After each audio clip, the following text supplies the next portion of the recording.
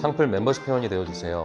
창풀 멤버십을 가입해주시면 실제 창업에 유익한 100여 개 이상의 비공개 영상과 실제 예비 창업자와의 상담을 통한 지극히 현실적인 질문 그리고 저의 답변들을 보실 수 있습니다. 창풀 멤버십 혜택 링크 클릭해서 확인해 주시고 창풀 구독자분들의 회원가입은 양질의 창풀 컨텐츠를 만드는 데 큰 도움이 됩니다.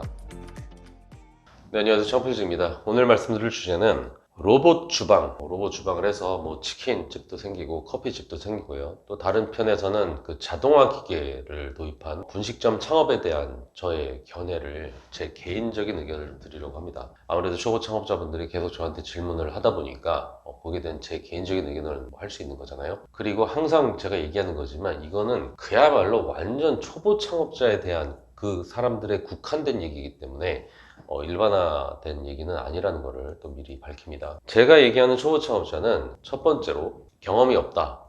두 번째는 투자금이 적다. 세 번째는 장사 역량이 부족한 사람들. 뭐 장사 역량에는 뭐 매출 관리, 인원 관리, 마케팅, 그 이상 되는 환경 변화에 대한 적응, 뭐 인력 관리 뭐 많이 있죠. 그런 사람들을 저는 초보 창업자라고 얘기를 하고요. 그런 사람들을 대상으로만 영상을 만든다고 생각하시면 돼요. 인건비가 비싸니까 로봇을 쓰고 자동화 기계를 써서 주방 인력을 줄인다. 이게 참 말이 되기는 합니다. 근데 주방 인력을 줄인다는 말은 다시 돌려 말하면 지금 주방에 사람이 많다는 뜻이잖아요. 주방에 왜 사람이 많죠? 주방에서 할 일이 많다는 거죠. 주방에서 할 일이 많은 이유는 뭘까요? 그만큼 손님이 많다는 거죠. 손님이 많은 곳은 어디일까요? 매출이 많이 나는 곳이겠죠. 매출이 많이 나는 곳은 어디일까요? 상권과 입지가 좋은 곳이겠죠. 상권과 입지가 좋은 곳은 어디일까요? 임대료와 권리금이 비싼 곳이겠죠. 사람이 기계처럼 일하는 파트들이 있습니다. 과거에는 진짜 김밥집들도 기계처럼 일하시는 이모님들이 시급을 안 받고 뭐 각자 할당량을 이렇게 준단 말이에요. 뭐 한 명당 뭐 200줄씩 싸고 퇴근 막 이런 식인 거고, 과거에 뭐 모던 타임즈 나오는 찰리 채플린이 뭐 하나의 부속품으로 일하는 그런 공장들처럼 치킨 프랜차이즈라면 치킨을 기계처럼 튀겨내는 그런 그 주방 인력들이 있을 거고요. 그 치킨을 뭐 볶아내는 사람이 있을 거고, 커피집이라면 커피를 기계처럼 내리는 역할을 하는 그런 바리스타 같은 분들이 또 계셨을 겁니다. 그런 분들이 기계로 대체되는 거잖아요. 원래 프랜차이즈라는 게 주방의 사람을 기계처럼 돌리는 2차 산업혁명, 그 포드주의의 산물이거든요. 그 대표주자가 맥도날드죠. 원래는 한 명의 사람이 번을 굽고 패티를 굽고 야채를 얹어서 하나씩 시간이 걸리더라도 하나씩 생산했었죠. 그리고 손님들은 그것만의 특색을 알고 찾아와서 먹었죠. 근데 점심시간, 바쁜 시간, 사람들이 몰리는 시간대에 그런 식으로 하다간 손님은 많은데 줄만 많이 서고 돈은 안 되는 상황이 된 거잖아요. 그래서 주방을 자동차 공장처럼 인간 컨베이어 벨트처럼 구조를 짜서 누구는 빵만 굽고 누구는 패티만 굽고 누구는 야채만 얹고 누구는 감자만 튀기고, 그렇게 자기 공정만 하고 옆으로 넘기면서 미친 듯이 대량 생산이 가능해지도록 만든 겁니다. 그러다 보니까 빨리 나오게 되고 빨리 가져가고 품질은 균일하고, 그게 사실상 초창기 프랜차이즈 시스템인 거고 지금도 그렇게 유지가 되고 있죠. 근데 그렇게 기계처럼 움직였던 사람의 인건비가 지금 늘어난 상황인 거잖아요. 그래서 그 기계처럼 일하는 사람 인건비를 줄이기 위해서 그 기계를 개발하게 된 겁니다. 근데 그 기계를 누가 개발할까요? 이미 그런 자동화 기계를 개발해서 장사를 하는 데들은 이미 오래 전부터 있었어요.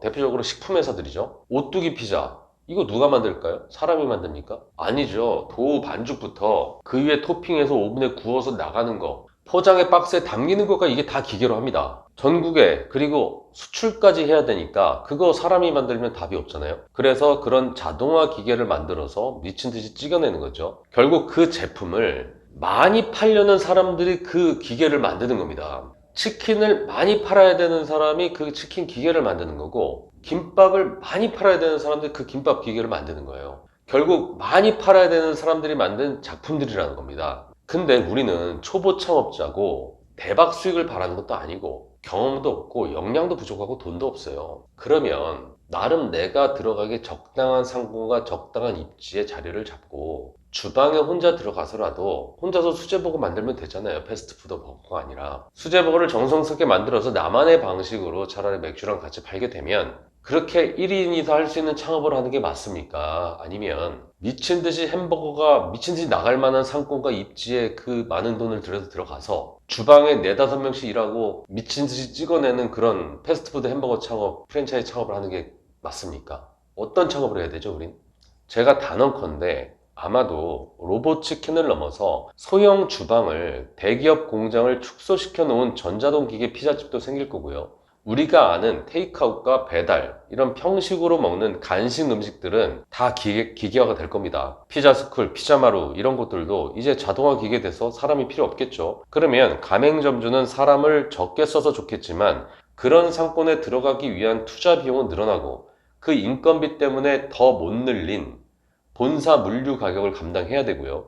그 기계를 쓰는 렌탈료까지 부담해야 될 겁니다. 본사 입장에서는 가맹점이 사람 쓰느라고 인건비 주던 거를 기계가 들어가니까 기계에게 돈을 지불하는 그런 렌탈료가 늘어나니까 본사 수익이 늘어나죠. 그럼 기계값을 뭐 1,000만 원에 팔아도 되는 걸 나중에 뭐 좀 더 이빠이 올려서 소비자가는 얼마든지 올려도 되는 거니까 그렇게 올려놓고 할부로 원금하고 이자를 또 갚게 하면은 또 이것도 또 다른 수익 창출이 되죠. 가맹점이나 그걸 운영하는 그 장사하는 그 개인은 많이 팔면 수익이 됩니까? 진짜 매출하고 내 가져가는 수익하고 이게 동일하다고 생각하세요? 매출이 높으면 높을수록 돈이 되는 거는 그 높은 매출 이후로 대박을 터뜨린 그 본사죠. 본사는 매출이 높으면 정비례해서 물류 공급이 같이 올라갑니다. 그래서 수익도 커지죠. 그러면 예를 들어서 본사 물류 입금액이 뭐 30%다. 그럼 가맹점이 3,000 팔면은 900이 들어오는 거고, 가맹점이 6,000 팔면은 1,800이 들어오는 거고, 1억 팔면 3,000이 들어오는 거예요. 이건 정확하게 거기 비율대로 들어오는 겁니다. 근데 가맹점은 아니죠. 근데 중요한 건 아까 우리가 그렇게 무시했던 수제버거로다가 맥주랑 같이 한 그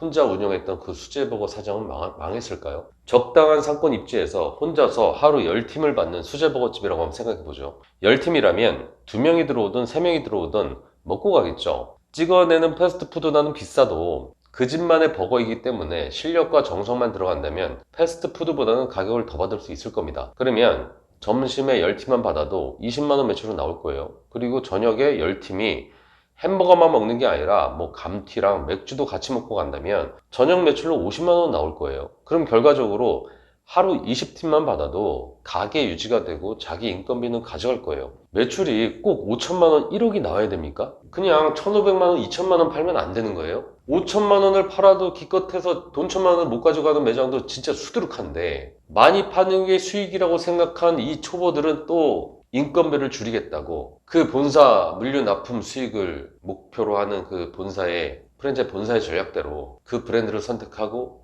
막 수천만 원, 막 1억 매출을 꿈꾸면서 또 대박을 꿈꿉니다. 그러면 대박의 꿈을 이왕에 꾸려면 좀 좋은 상권하고 입지에 들어가든가 좀 좋은 상권 입지에 들어가면서 또 브랜드도 그나마 거기선 좀 최고 브랜드를 좀 하든가 돈도 없으니까 좋은 상권 못 들어가고 좋은 입지 못 들어가고 어정쩡한 상권 들어가고 어정쩡한 브랜드 가지고 자기가 튀겨도 될 만한 상권에 로봇으로 대신 튀기게 하고 뭐 기계가 대신하게 하고 예전에 키오스크라는 게 처음 나왔을 때도 사실 뭐 그런 게 있었죠. 손님이 되게 많이 들어오고 진짜 막 결제하는 것 때문에 시간 싸움 하는 것들은 당연히 키오스크를 써도 되지만 하루에 손님 별로 들어오지도 않는데 그 주인은 놀고 있는데 키오스크로 이렇게 그냥 결제하는 그런 상황도 많았었거든요. 초보 창업자라면 맥도날드 창업 방식이 아니라 수제버거 창업 방식으로 갔으면 좋겠어요. 어쨌든 내 인건비를 써서 나만의 방식으로 매출이 아니라 내 인력 효율로다 최대로 할 수 있는 그런 창업을 하길 권하는 겁니다. 초보 창업자라면. 생존을 위해서도 유리하고 첫 창업이라면 솔직히 로봇한테 맡기는 것보다 우선 그게 어떤 일인지라도 먼저 경험해 봐야 돼요. 어차피 1, 2년 장사가 말 것도 아니잖아요. 한번 시작하면 자영업자는 계속 해야 돼요. 결국에는 그런 것들을 알고 난 다음에 그 다음에 나중에 로봇 주방을 하든가 자동화 기기를 하든가 그건 나중에 실력을 쌓은 다음에 하면 되잖아요. 지금은 본인 인건비를 최대한 녹여서 하고 부품처럼 한 일만 하지 말고 전체를 아우를 수 있는 그런 것들을 경험을 해야지 나중에 더 큰 사업의 꿈을 꿀 수도 있잖아요. 대박 매출보다는 내 인건비 플러스 알파가 목표다. 이걸로 상정하고요. 투자금도 대박 매출을 위한 투자가 아니라 지금 내 형편에 맞는 영역에서 그 정도로 투자로 좀 하셨으면 좋겠어요. 로봇이나 자동화 이런 프랜차이즈에 대한 억하심정이 있어서가 아니라 정말 돈도 별로 없고 진짜 아무것도 모르는 초보 창업자가 그런 영상들이 이런 걸 보고서 그걸 하겠다고 이렇게 오다 보니까 제대로 대박을 원하는 중수 고수 창업자분들은 얼마든지 그런 거 하셔서 하면은 진짜 수익도 커질 수 있으니까 그렇게 하시길 바라지만 정말 소자본이면서 정말 장사를 처음부터 배워야 되실 분들은 그런 것보다도 내 인건비 플러스 알파 구조로 그렇게 높은 매출이 아니라 내가 감당할 수 있는 매출 이걸로다가 시작을 좀 하셨으면 좋겠습니다. 이상 청풀직이었습니다.